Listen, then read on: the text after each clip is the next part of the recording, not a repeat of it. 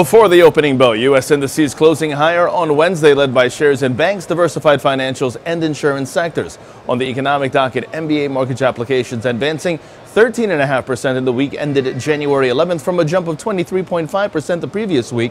Import prices declining by 1% month over month, and the Beige Book stating economic activity increasing in most of the U.S., reporting modest to moderate growth, while wages increased along with material prices. This all while advancers ahead of decliners, 59% of S&P 500 constituents trading higher yesterday. Now, after the markets closed, Morgan Stanley reporting fourth quarter EPS of 80 cents versus 84 cents a year earlier. Sales down to $8.5 billion from $9.5 billion 1 year ago.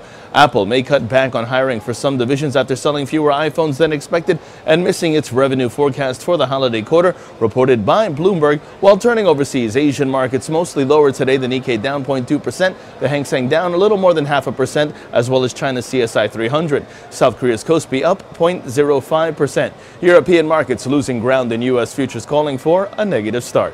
Now, in terms of expectations today, Morgan Stanley fourth quarter EPS seen at 89 cents. Netflix fourth quarter EPS seen at 37 cents. American Express fourth quarter EPS seen at $1.80. While on the economic docket, 8:30 in the morning, we have the December housing starts figures and building permits. We also have the Philadelphia Fed business outlook numbers and both initial and continuing jobless claims reads. Now, over in the markets, the S&P 500 is where we begin. That's turning down. The Nasdaq turning down as well, while the Dow Jones turning down but also in focus. The relative strength index showing downside momentum. Short positions below 24,120 are favored, with targets at 23,960 and 23,885 in extension.